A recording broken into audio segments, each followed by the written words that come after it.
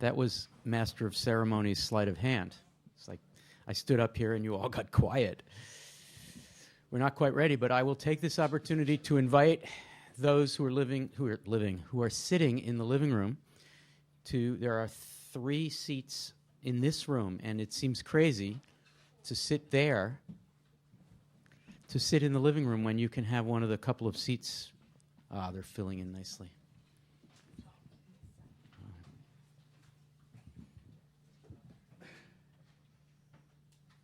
Hi.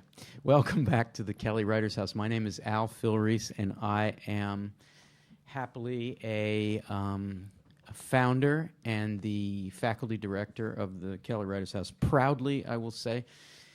And the first thing that I want to say tonight is also the last thing I'll say, which is I wanted to say to Janet Malcolm, on behalf of the Penn community and the Writers House community, we are so glad that you made the trip to be with us these 2 days. And so can we give a Penn Writers House welcome to Janet Malcolm?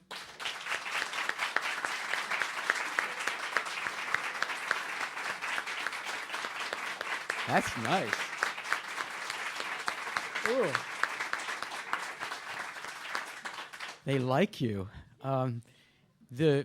Maybe that warm applause gives you a sense of the excitement that's been buzzing around the Writers House in the last month or so, since we really let out that Janet would be coming. I can't remember in all the years we've done Writers House Fellows, Janet, that we've had so many people write and say, oh, my favorite, I read everything she writes, I can't wait for the next piece.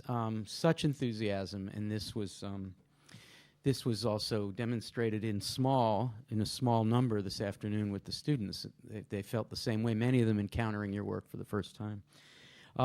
So I'm Al, and I just wanted to set things up because in a minute I'm going to turn to this gentleman whom I'm going to introduce, who's going to do a proper introduction, and then Janet will read. She'll give a reading.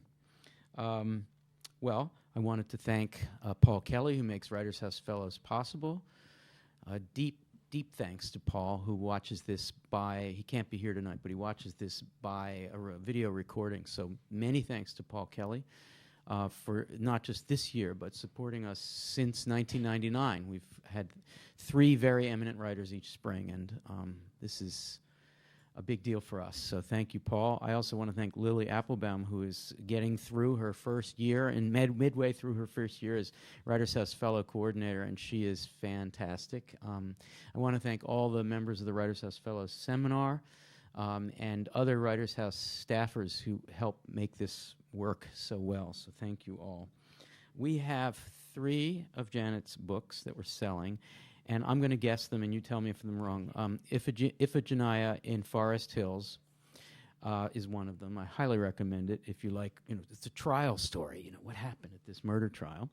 And I'm going to guess the 2 Lives, the story of Gertrude Stein and Alice B. Toklas, and the third one is The Silent Woman, which goes back into the 90s. That's the meta-biography of Sylvia Plath, in connection with Ted Hughes and others. So you really do want to get a copy of that if you haven't read it. So we're selling those in the other room. And after the reading, depending on how quickly I feel we need to move along to the next event, Janet will be able to stay here for a little bit of time, if that's okay, and sign a few copies and greet you. She'd be delighted, she said. So if you buy a book and then greet her here, you'll have a few minutes so she can say hi and inscribe the book for you. Why do this at the Writers House? We could, Janet and I were talking about this afternoon, we could have this event in Irvine Auditorium, we could have it in Harrison Auditorium or in Claudia Cohn B17 and fill the room, but we feel very strongly that the whole idea of the Writers House, which is intimate and communitarian and full of people getting together in, shall we say, close quarters, to be together and to meet such an eminence in this close scene, even when it is a reading, it still feels like people are participating and that they're doing this. Everything is free and everything is open to the public, and indeed there are Penn people here, students, faculty, staff, as well as non-Penn affiliated Philadelphians and others who've come further from Washington and so forth. So we want to do everything at the Writers House that is Writers House-like, and so forgive us for making that decision and making it mean for you that you're sitting kind of tight on these little wedding rental chairs, which are the only chair, as you recall from all the weddings you've been to, the only chairs that fit in a room like this, but they're also not the most comfortable things. So thank you for understanding what the Writers' House is all about. This afternoon, Janet and I and Lily and Max spent 3 hours talking with the students in the fellow seminars, undergraduate students, and they've read 6 of Janet's books, and they had so much to say. They essentially memorized them, and they were saying things, I don't mind saying, I hope Janet doesn't mind me saying this, but they were saying things that Janet was, yeah, I guess I did. Yeah, you remember these books maybe better than I do at this point. And it was really a great conversation. So congratulations to them for really putting such an effort. And also thank you for Janet for just being involved in that discussion. And one of the members of that class is Joe Pinsker, who is a senior. He's from California, Northern California. And he is thinking that he might be a journalist. And he's attracted to the long form, to nonfiction. And he is going to give a proper introduction, whereupon Janet Malcolm will read to us. So, Joe Pinsker.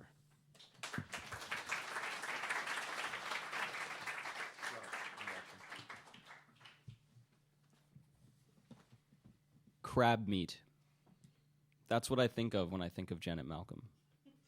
One of my favorite Malcolm moments comes early on in The Journalist and the Murderer, right after Ms. Malcolm has told a story about the crime writer Joe McGinnis. In the story, McGinnis is an overnight guest of William Styron, and while Styron was sleeping early in the morning, McGinnis tiptoed into the kitchen to fix breakfast. McGinnis opened the fridge and stole his host's most prized foodstuff, gourmet crab meat shipped in from out of state, and turned it into a pie seasoned with ingredients that drowned out its delicate flavor, like Tabasco and heavy cream.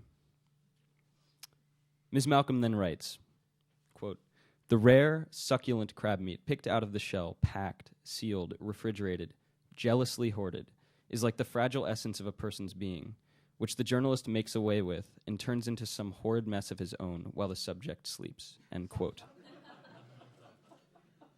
In this single passage, she transforms an anecdote about her character into the realm of media analysis, all the while drawing attention to the fact that in doing so, she is brashly making a crab meat pie all her own. If you'll forgive the extension of the metaphor, I have found that the pie Ms. Malcolm cooks is actually expertly seasoned. And in saying that, I think I speak for all of us who have spent the past 5 weeks in the Kelly Writers' House Fellow Seminar reading her work. We have come to agree that Ms. Malcolm exemplifies all of the best truth-gathering instincts a journalist can have, at the same time demonstrating a self-awareness that is quite rare in the field. Ms. Malcolm consistently astounded us every time we realized she was operating on so many levels of meaning. In The Journalist and the Murderer, she's writing about a lawsuit whose outcome hinges on the murkiness of journalist-subject relations. As she writes, she shows that the lawyers in the case weave narratives in the same ways that journalists do to make their cases. And on top of writing about the lawsuit, she's constantly reflecting on her own journalist-subject relationships, evaluating their moral permissibility.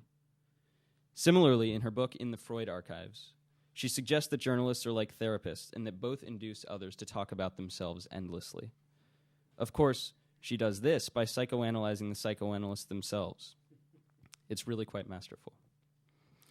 As a class, we had trouble classifying the complexity of Ms. Malcolm's work. Is it meta-journalism? Is it meta-meta-journalism? One classmate of mine jokingly proposed the term double secret meta, and the term has stuck with us because it fits Ms. Malcolm's extreme subtlety. Figuring out exactly what it is that Ms. Malcolm writes about is often a matter of peeling up and peeking under multiple layers of meaning. And time and again, what we found lurking beneath the surface of Ms. Malcolm's writing is Ms. Malcolm herself. Her own biases, her own interests, and her own personal sense of justice. Some of our most thoughtful discussions were about her biographies, one of Sylvia Plath and the other of Gertrude Stein. But to call them biographies is reductive. In both, Ms. Malcolm writes about what it's like to write a biography and writes about the perils of biographers before her. Ultimately, though, when we dug deep enough, we found Ms. Malcolm herself. In The Silent Woman, her biography of Plath, she ends up sympathizing with a fellow Plath biographer whose plight as a woman writer in the 50s and 60s mirrors her own. Ms. Malcolm's straightforwardness in disclosing why she has undertaken the project and how it has come about underlines one of the basic tenets of her writing, that objectivity is a lie that journalism tells itself so it can sleep at night. So, I think an appropriate way to introduce Ms. Malcolm, a writer so concerned with her own subjectivity, is to be completely clear about my own. I'm a nonfiction writer myself, and I'll be pursuing journalism professionally when I graduate in just a couple of months. As an aspiring writer, immersing myself in Ms. Malcolm's work has been a necessary experience. Having studied nonfiction writing here at Penn for years now, I was surprised to have Ms. Malcolm take everything I'd learned about journalism and put a big, fat asterisk next to all of it. She has changed my conception of what journalism can and can't and shouldn't do. Reading Ms. Malcolm and wrapping my mind around the issues she raises has relentlessly challenged me to be comfortable with complexity. Journalistic ethics are never straightforward. Like any anxious writer, I want things to sort themselves out. I like that which is foregone. Every time I struggle with how to present a subject, or how to present myself, or how to be honest, I want to point to a stack of Ms. Malcolm's book and yell to anyone who will listen, "Look, she already worked out these problems. I don't have to." But to do that would be to miss the point. These questions of journalist-subject relations never go away, especially when you realize that when she comments on the narrative she manipulates, Ms. Malcolm is not just talking about writing. She might as well be talking about the entire course of human relationships, in the sense that we're all just a bunch of journalists trying very hard to cram one another into our stories about the world. The perception we come away with is subjective, and the more self-aware we can be about that, the better. We here at the Writers' House have come to cherish this self-awareness, and so I am honored to introduce to the wider Writers' House community our second Writers' House Fellow for 2013, Janet Malcolm.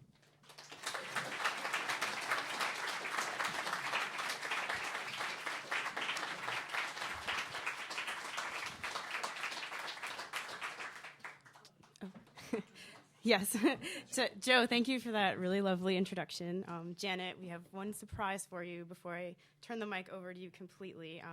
A special part of the Writers' House Fellows Seminar is we like to get together as a class and give our visiting fellow a gift, just to thank you for spending so much time with us for these 2 days. But you might probably know that you're a difficult person to shop for. And we definitely had some back and forth. And one moment we kept coming back to was this great moment, which we talked about in class today, from Iphigenia and Forest Hills, where the characters, they are celebrating the verdict of the trial, or they're thinking back to happy moments. And they remember a moment where Daniel is eating a pomegranate. And you have this great moment where you say, of course they were eating pomegranates. And you talk about eating the pomegranate as a happy moment in Russian literature.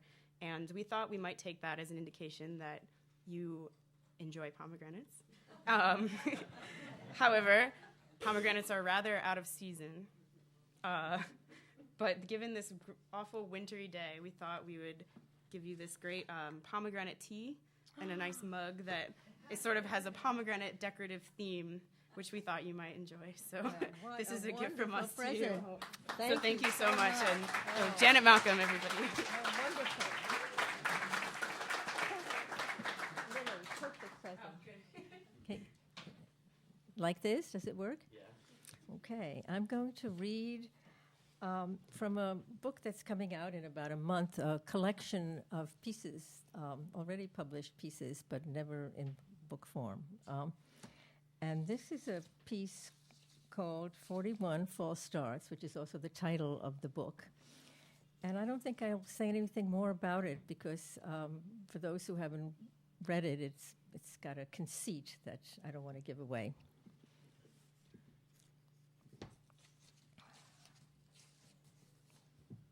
There are places in New York where the city's anarchic, unaccommodating spirit, its fundamental, irrepressible aimlessness and heedlessness have found especially firm footholds. Certain transfers between subway lines, passageways of almost transcendent sordidness, certain sites of torn-down buildings where parking lots have silently sprung up like fungi, certain intersections created by illogical confluences of streets. These express with particular force the city's penchant for the provisional and its resistance to permanence, order, closure.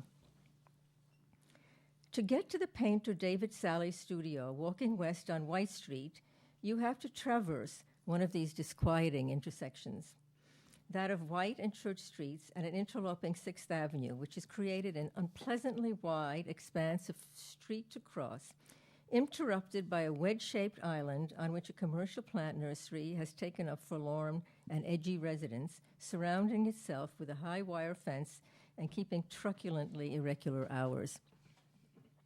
Other businesses that have arisen around the intersection, the seamy Baby Doll Lounge, with its sign offering go-go girls, the elegant Ristorante Arqua, the nameless grocery and lotto center, the Dur Kinney parking lot, have a similar atmosphere of insularity and transience.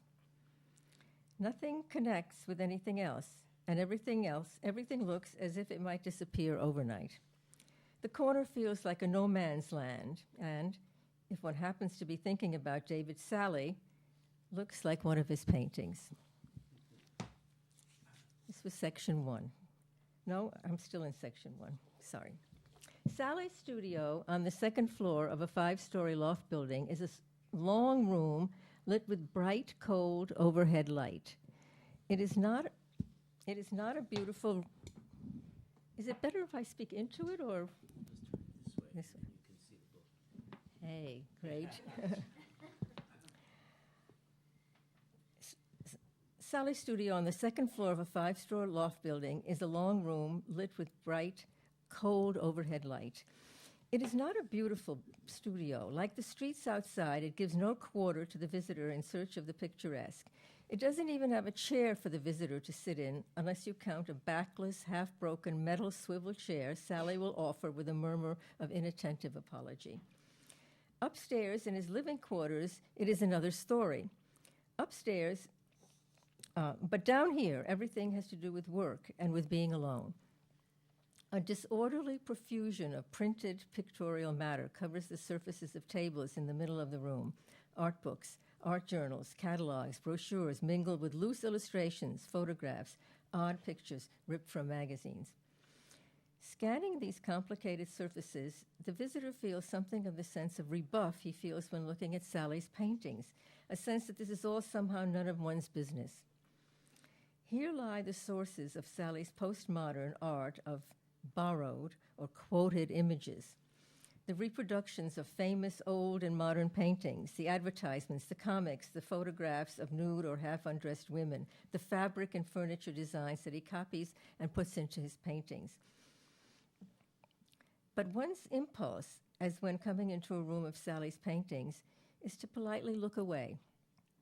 Sally's hermeticism, the private, almost secretive nature of his interests and tastes and intentions, is a signature of his work. Glancing at the papers he has made no effort to conceal gives one the odd feeling of having broken into a locked desk drawer. On the walls of the studio are 5 or 6 canvases on which Sally works simultaneously. In the winter of 1992, when I began visiting him in his studio, he was completing a group of paintings for a show in Paris in April. The paintings had a dense, turgid character. Silk-screen excerpts from Indian architectural ornaments, chair designs, and photographic images of a woman wrapped in cloth were overlaid with drawings of some of the forms in Duchamp's The Bride Stripped Bare by Her Bachelor's Even, rendered in slashing, ungainly brushstrokes, together with images of coils of rope, pieces of fruit, and eyes. Sally's earlier work had been marked by a kind of spaciousness, sometimes an emptiness, such as surrealist works are prone to. But here everything was condensed, impacted, mired. The paintings were like an ugly mood. Sally himself, a slight, handsome man with shoulder-length hair, which he wears tied back like a matador, was feeling bloody-minded. He was going to be 40 the following September. He had broken up with his girlfriend, the choreographer and dancer Carol Armitage. His moment was passing. Younger painters were receiving attention. He was being passed over, but he was also being attacked. He was not looking forward to the Paris show. He hated Paris with its, quote, heavily subsidized aestheticism. He disliked his French dealer. Now, 2. In a 1991 interview with the screenwriter Becky Johnston, during a discussion of what Johnston impatiently called this whole neo-expressionist, zeitgeist, postmodern, whatever you want to call it, movement, and its habit of constantly looking backwards and reworking or recontextualizing art history, the painter David Salle said with disarming frankness, "You mustn't underestimate the extent to which all this was a process of educating ourselves. Our generation was pathetically educated, just pathetic beyond imagination. I was better educated than many. Julian," that's the painter Julian Schnabel, "was totally uneducated. But I wasn't much better, frankly. We had to educate ourselves in 100 different ways. Because if you had been hanging around the conceptual artists, all you learned was the Frankfurt School. It was as if nothing existed before or after. So part of it was the pledge of self-education, you know, going to Venice, looking at great paintings, looking at great architecture, looking at great furniture, and having very early the opportunity to kind of buy stuff. That's a form of self-education. It's not just about acquisition. It was a tremendous explosion of information and knowledge," end of quote. To kind of buy stuff. What is the difference between buying stuff and kind of buying it? Is kind of buying with a bad conscience, buying with the ghost of the Frankfurt School, grimly looking over your shoulder and smiting its forehead as it sees the money actually leave your hand? This ghost, or some relative of it, has hung over all the artists who, like Sally, made an enormous amount of money in the 80s when they were still in their 20s or barely in their 30s. In the common perception, there is something unseemly about young people getting rich. Getting rich is supposed to be the reward for hard work, preferably arriving when you are too old to enjoy it. And the spectacle of young millionaires who made their bundle not from business or crime, but from avant-garde art is particularly offensive. The avant-garde is supposed to be the conscience of the culture, not its id. 3. All during my encounter with the artist David Salle, he and I met for interviews in his studio on White Street over a period of 2 years, I was acutely conscious of his money. Even when I got to know him and like him, I couldn't dispel the disapproving, lefty, puritanical feeling that would somehow be triggered each time we met, whether it was by the sight of the assistant at a sort of hairdresser, hair salon receptionist station outside the studio door, or by the expensive furniture of a 50s corporate style in the upstairs loft where he lives, or by the mineral water he would bring out during our talks and pour into white paper cups, which promptly lost their takeout counter humbleness and assumed the hauteur of the objects in the design collection of the Museum of Modern Art. Salle was one of the fortunate art stars of the 80s. Young men and women plucked from semi-poverty and transformed into millionaires by genies disguised as art dealers. The idea of a rich avant-garde has never sat well with members of my generation. Serious artists, as we know them, or like to think of them, are people who get by but do not have a lot of money. They live with second or third wives or husbands and with children from the various marriages, and they go to Cape Cod in the summer. The apartments are filled with faded Persian carpets and cat-clawed sofas and beautiful and odd objects bought before anyone else saw their beauty. Sally's loft was designed by an architect. Everything in it is sleek, cold, expensive, unused. A slight sense of quotation marks hovers in the air, but it is very slight. It may not even be there. And it doesn't dispel the atmosphere of dead serious connoisseurship by which the room is dominated. 4. Does everybody remember the title of this piece? 41. False Starts. 4. During one of my visits to the studio of the artist David Salle, he told me that he never revises. Every brushstroke is irrevocable. He doesn't correct or repaint, ever. He works under the dire conditions of performance. Everything counts. Nothing may be taken back. Everything must always go relentlessly forward, and a mistake may be fatal. One day, he showed me a sort of murdered painting. He had worked on it a little too long, taken a misstep, killed it. 5. The artist David Salle and I are sitting at a round table in my apartment. He is a slight, handsome man of 39 with dark shoulder-length hair worn tightly sleeked back and bound with a rubber band, accentuating his appearance of quickness and lightness, of being streamlined. He wears elegant, beautifully polished shoes and speaks in a low, cultivated voice. His accent has no trace of the Midwest where he grew up, the son of second-generation Russian Jewish parents. It has no affectation either. He is agreeable, ironic, a little detached. Quote, I can't remember what we talked about last time, he says. I have no memory. I remember making the usual artist complaints about critics and then saying, well, that's terribly boring. We don't want to be stuck talking about that, and then talking about that. I had a kind of bad feeling afterward. I felt inadequate. 6. The artist David Sally and I met for the first time in the fall of 1991. A few months earlier, we had spoken on the telephone about a mystifying proposal of his that I write the text for a book of reproductions of his paintings to be published by Rizzoli. When I told him there must be some mistake, that I was not an art historian or an art critic and had but the smallest acquaintance with his work, he said no, there wasn't a mistake. He was deliberately looking for someone outside the art world for an, quote, interesting writer who would write an unconventional text. As he talked, I found myself reluctant to say no to him then and there, even though I knew I would eventually have to refuse. Something about the man made me say I would think about it. He then said that to acquaint me with his work and with himself, he would send some relevant writings. A few days later, a stylish package arrived, preceded by a telephone call from an assistant at Sally's studio to arrange the details of the delivery. It contained 3 or 4 exhibition catalogs, several critical articles, and various published interviews, together with a long interview that was still in typescript but was bound in a hard black cover. It was by the screenwriter Becky Johnston, who I later learned was an interesting writer.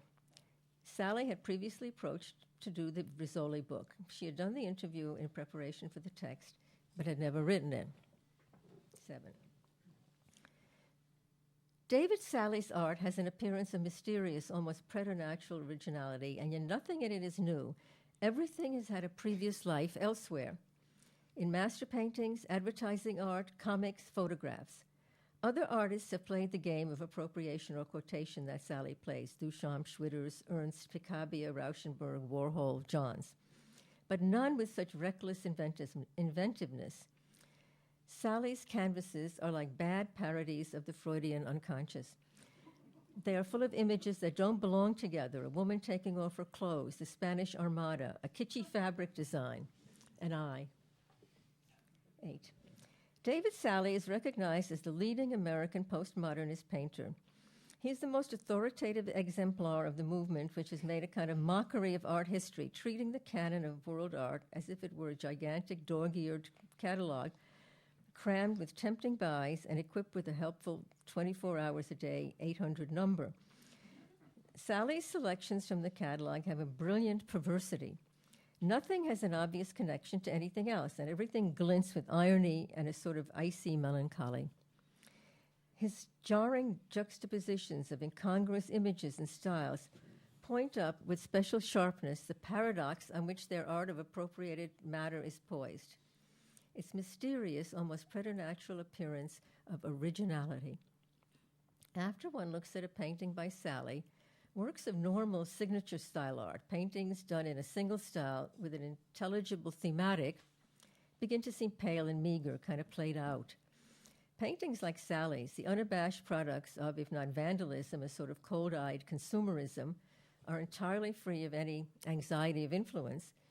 For all their borrowings, they seem unprecedented, like a new drug or a new crime. They are rootless, fatherless, and motherless. 9. The artist David Sally has given so many interviews, has been the subject of so many articles, has become so widely inscribed as an emblematic figure of the 80s art world, that it is no longer possible to do a portrait of him simply from life. The heavy shadow of prior encounters with journalists and critics falls over each fresh encounter. Every writer has come too late. No writer escapes the sense of Bloomian belatedness that the figure of Sally evokes. One cannot behave as if one had just met him, and Sally himself behaves like the curator of a sort of museum of himself, helpfully guiding visitors through the exhibition rooms and steering them toward the relevant literature. At the Gagosian Gallery on Madison Avenue, where he exhibits, there is a 2.5-long file drawer devoted exclusively to published writings about Sally's art and person. My own encounter with Sally was heavily shadowed by the interviews he had given two writers, Peter Sheldall and Becky Johnston. Reading their dialogues with him was like listening to conversations between brilliant characters in a hastily written but inspired play of advanced ideas and intense, slightly mysterious relationships. 10. The specter of wrongdoing hovers more luridly over visual art than over literature or music. The forger, the pornographer, and the fraud are stock figures in the allegory that constitutes the popular conception of the art world as a place of exciting evil and cunning. The artist David Salle has the distinction of being associated with all three crimes. His paintings are filled with borrowed images. Twice he has settled out of court with irked owners. Often contain drawings of naked or half-undressed women standing or lying in indecent, if not especially arousing positions, and have an appearance of messy disjunction that could be dismissed, and has been dismissed by Hilton Kramer, Robert Hughes, and Arthur Danto as ineptitude palming itself off as advanced art.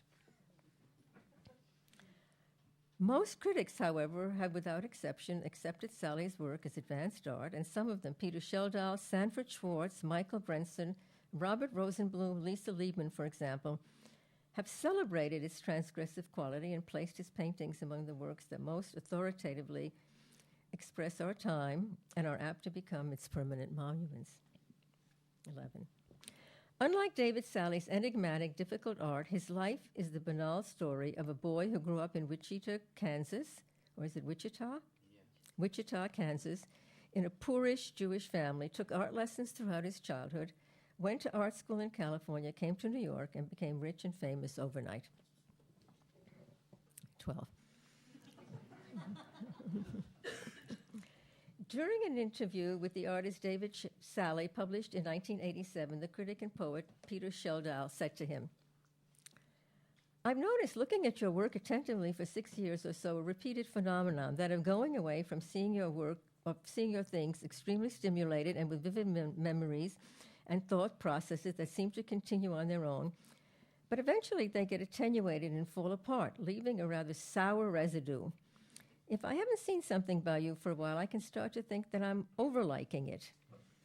Then when I see something new, something good by you, there is an immediate freshening, an immediate dropping away of that mood of depression."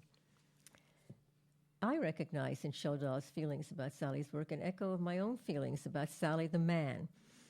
When I haven't seen him for several weeks or months, I begin to sour on him, to think I'm overliking him.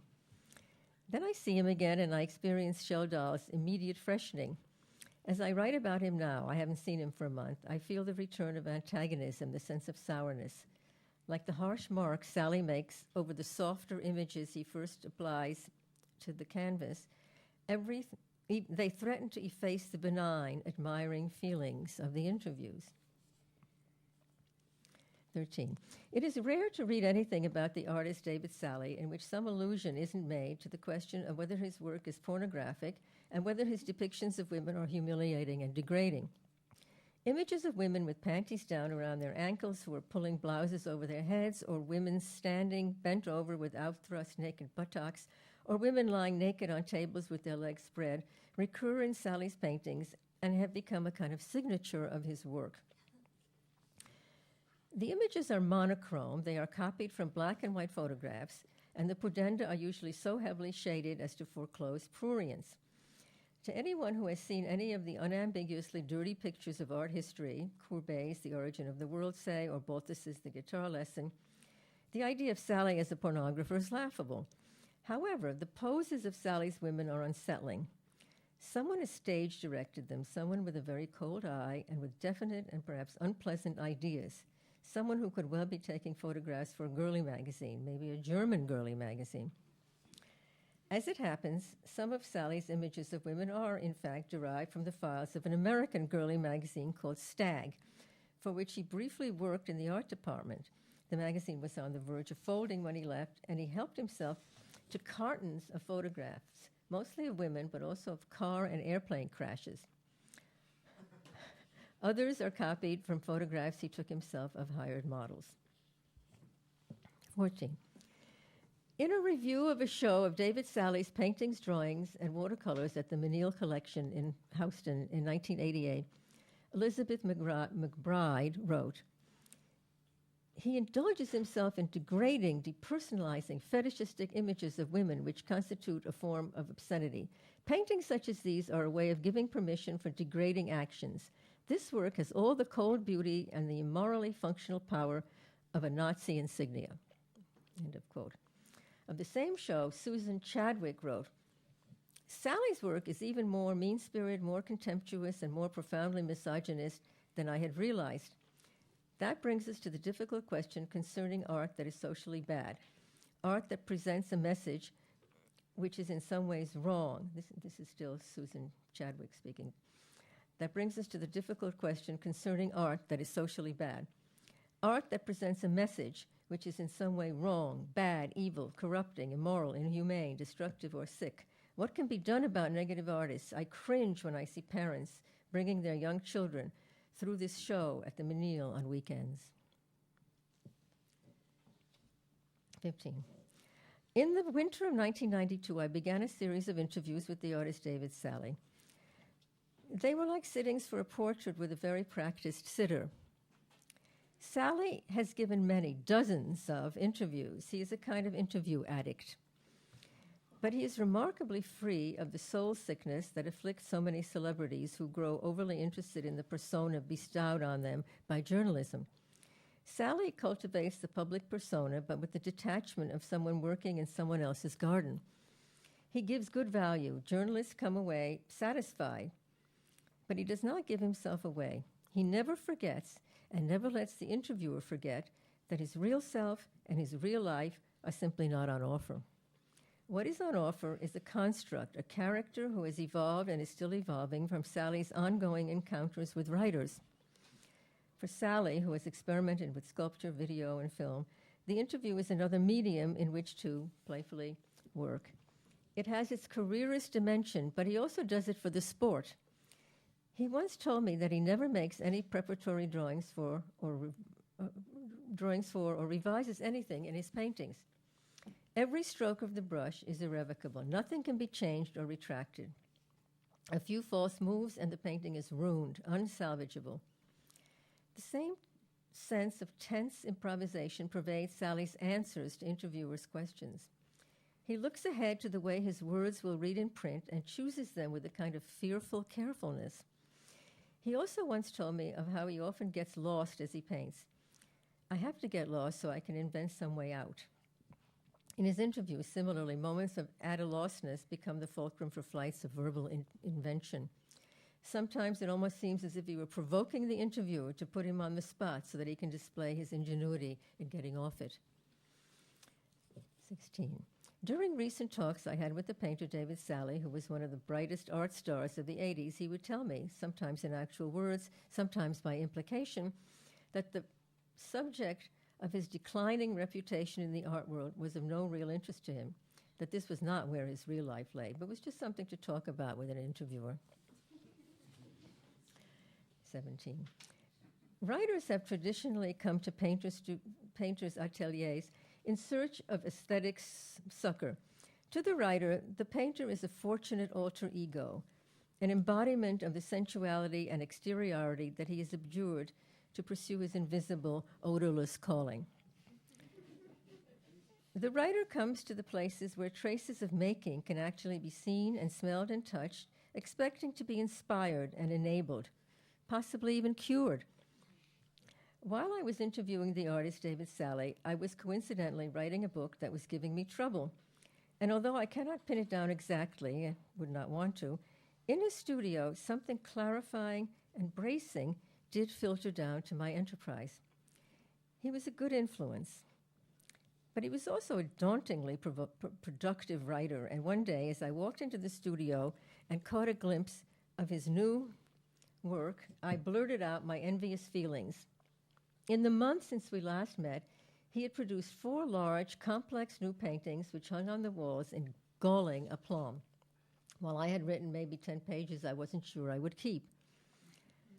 To my surprise, instead of uttering a modest disclaimer or reassuring words about the difference between writing and painting, Sally flushed and became defensive.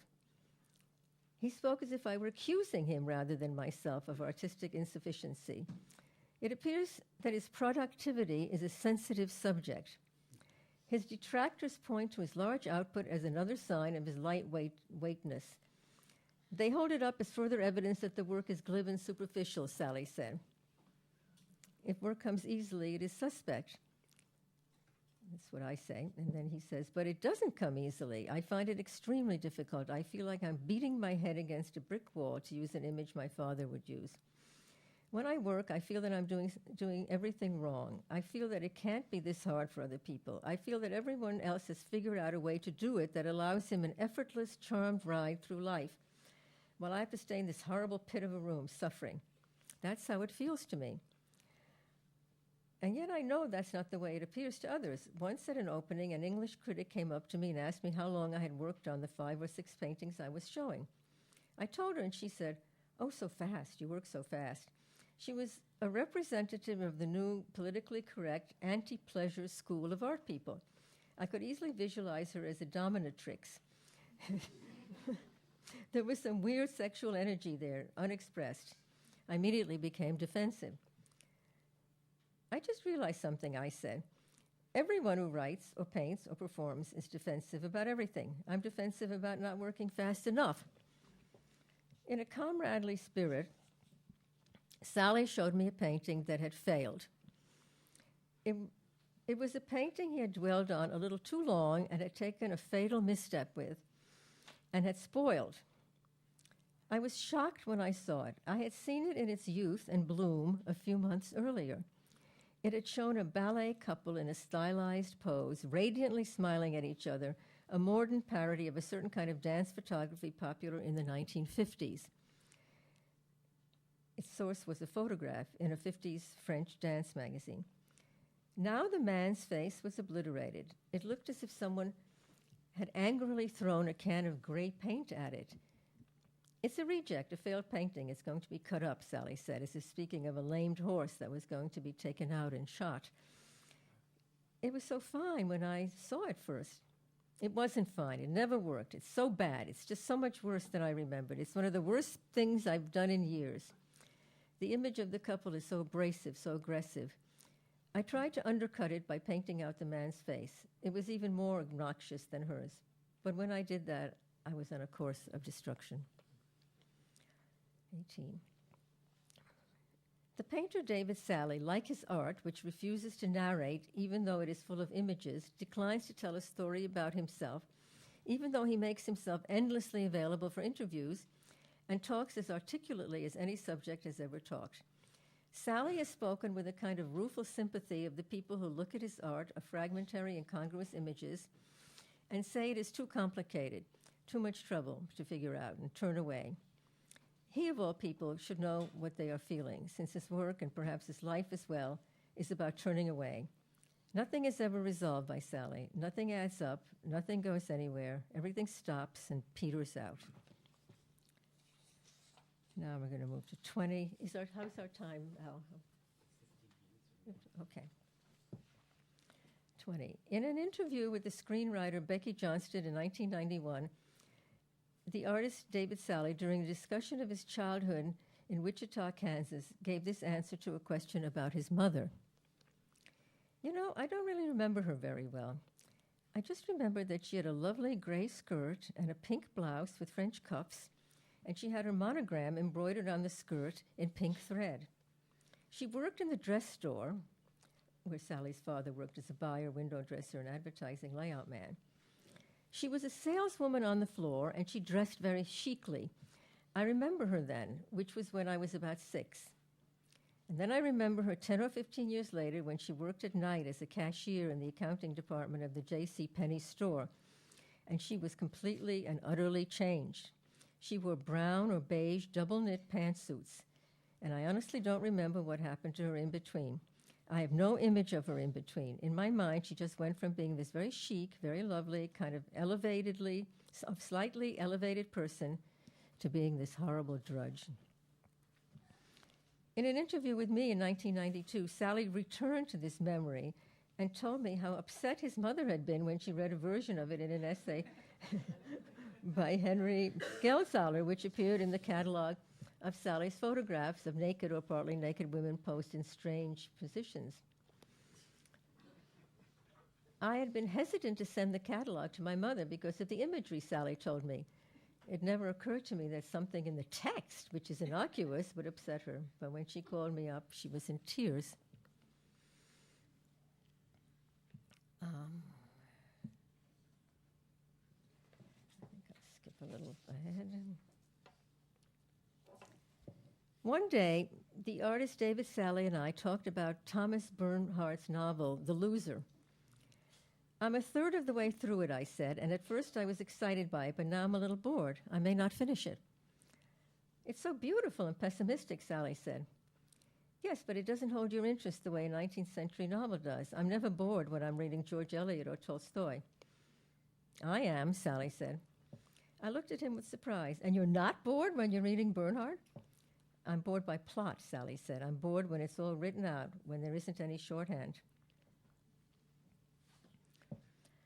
25. In the fall of 1991, I attended a book party for the writer Harold Brodkey, given by the painter David Sally in his loft in Tribeca. The first thing I saw in walking into the room was Brodkey and Norman Mailer in conversation. As I approached, I heard them jovially talking about the horrible reviews each had just received, like bad boys comparing their poor marks. The party took place early in my acquaintance with Sally, and this fragment of conversation was a kind of overture to talks I had with him about his own sense of himself as a bad boy of art, and about his inability to stop picking at the sore of his own bad reviews. He's an artist who believes in the autonomy of art, who sees the universe of art as an alternative to the University of Life, and who despises art that has a social agenda. But he's also someone who is drawn to the world of popular criticism, to the bizarre where paintings and books and performances are crudely and carelessly rated like horses or slaves, and who wants to be one of the chosen, even as he disdains the choosers. In other words, he's like everybody else. Only the most pathologically pure-hearted writers, artists, and performers are indifferent to how their work is received and judged. But some hang more attentively than others on the words of the judges. During my talks with Sally, he kept returning to the subject of his reception, like an unhappy moth helplessly singeing itself on a light bulb. I don't know why I keep talking about this, he would say. This isn't what is on my mind. I don't care that much. I spend a disproportionate amount of time complaining to you about how I am perceived. Every time we finish one of these talks, I have a pang of regret. I feel that all I do is complain about how badly I'm treated, and this is so much not what I want to be talking about. But for some reason, I keep talking about it.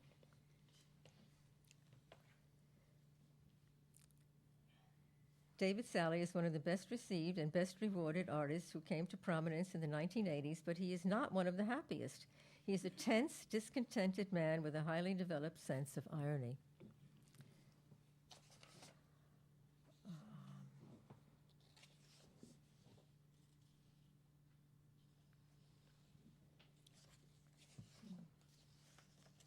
How much? 10 minutes now, maybe? Or okay, I think we'll skip ahead a bit.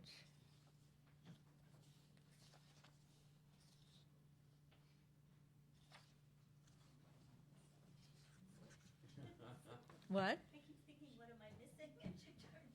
Well, the book that this is in is going to be out in a month. No, this would get too... I'd get a bad review if I read everything. Okay. After the opening of a show of David Sally's drawings at the Uptown Gagosian Gallery in March 1992, a celebratory dinner was held at a suavely elegant restaurant in the East 70s. And as the evening proceeded, I was struck by the charm and gaiety of the occasion. The ritual celebrations of artistic achievement, the book parties, the opening night parties, the artists' dinners, give outward form to and briefly make real the writer's or performer's or painter's fantasy that he is living in a world that wishes him well and wants to reward him for his work. For a few hours, the person who has recently emerged from the horrible pit, as Sally once called it, of his creative struggles is lulled into forgetting that the world is indifferent to him and intent only on its own pleasures. Occasionally, the world is pleased to applaud and reward an artist, but more often than not, it will carelessly pass him by. And what the world gives, it delights in taking away. The applauded and rewarded artist does not remain so. The world likes to reverse itself. What gives the book party or the opening night party or the artist's dinner its peculiar, feverish glitter is the lightly buried consciousness of the probable bad fate that awaits the artist's offering. Since shows of painters' drawings are considered relatively minor affairs, the dinner was a small one for about 20 people and had a more relaxed and less complicated atmosphere than a full-scale show would have elicited. The restaurant was a very expensive and a very good one. We ordered carefully and ate seriously. Sally, who was wearing a kind of sailor's blouse, sat quietly and calmly and watchfully, like a boy at a birthday party. I retain an image of Sabine Rewald, a curator at the Metropolitan, who looks like a Vermeer, lifting a spoonful of pink sorbet to her mouth and smiling happily. There's another one. Today at the class, we talked about food references in my writings, which I think maybe are abnormally large.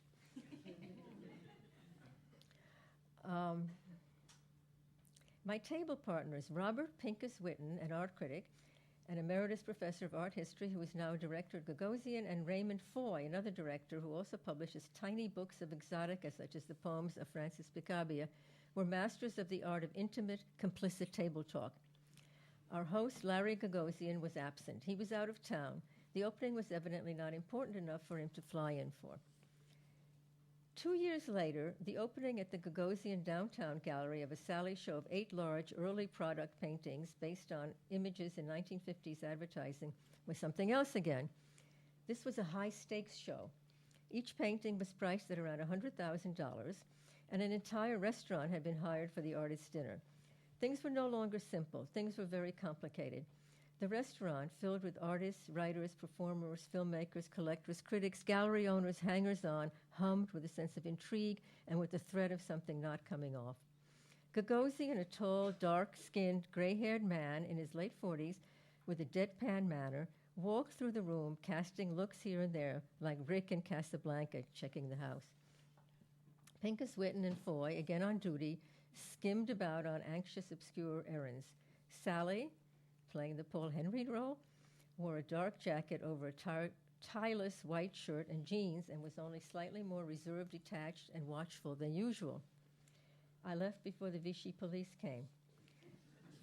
The image I retained from the occasion, like Sabine Rewald's pink sorbet from the previous one, though it comes from the opening proper, is the sight of a tall, thin man in a gray suit who stood in the center of the gallery and stood out from everyone else because of the aura of distinction that surrounded him.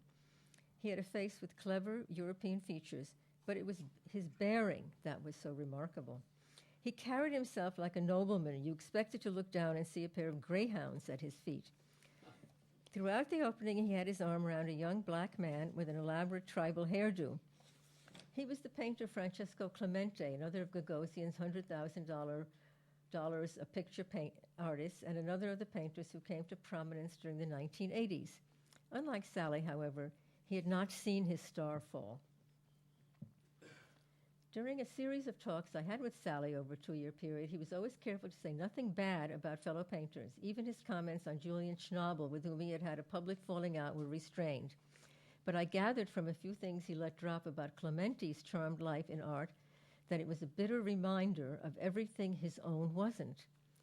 What I've been circling around trying to find a way to say, Sally once told me, is a simple question. How is it that some people are basically taken seriously and others are basically not taken seriously?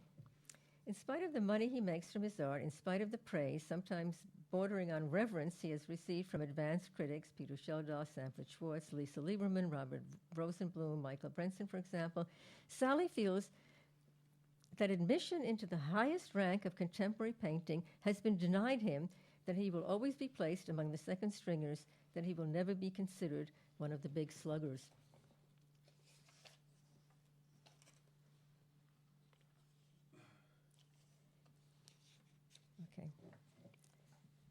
2 more. Okay? The artist David Sally, as if speaking of another person, once talked to me about his impatience. I have a way of making people feel that they don't have my attention, that I have lost interest and turned away. People I'm close to have complained about it.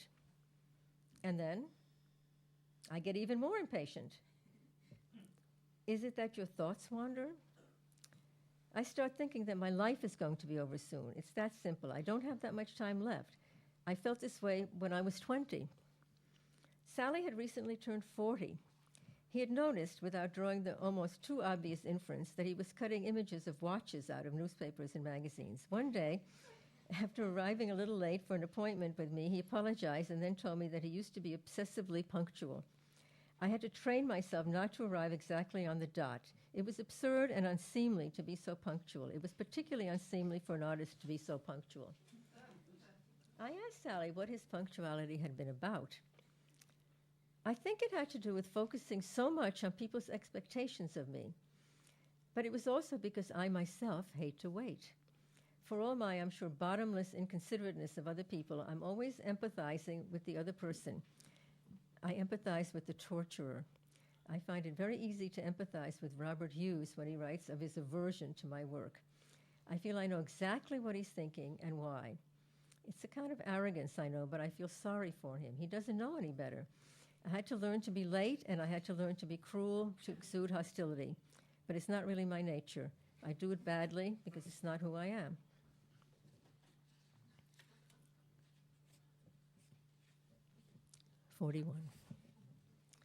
One day, toward the end of a conversation I was having with the painter David Sally in his studio on White Street, he looked at me and said, "Has this ever happened to you?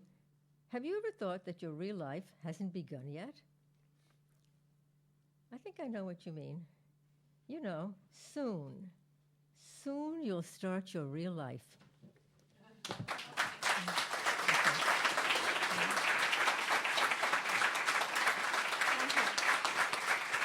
Janet Malcolm.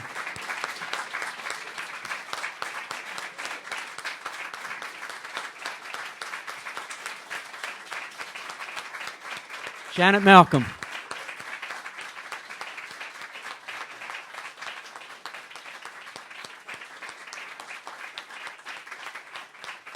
Wow. Thank you so much. Now, tomorrow morning, we're back at 10 o'clock. So if you haven't reserved a seat, you can just see Lily at any point. At 10 o'clock, we have a brunch, and at 10:30, Janet and I will be sitting at a table here, and we're going to have a conversation with the audience, anybody who comes. So I hope you'll join us. Again, see Lily if you want to join us for that. Once again, we're selling 3 books, 2 recent books, and then the earlier one, The Silent Woman, about Sylvia Plath. And Janet will stay here. I'll get her a pen, and she'll inscribe for you, and you can greet her and tell her what her books have meant to you. So thank you again for coming. And let's, one more time, thank Janet Malcolm for being with us.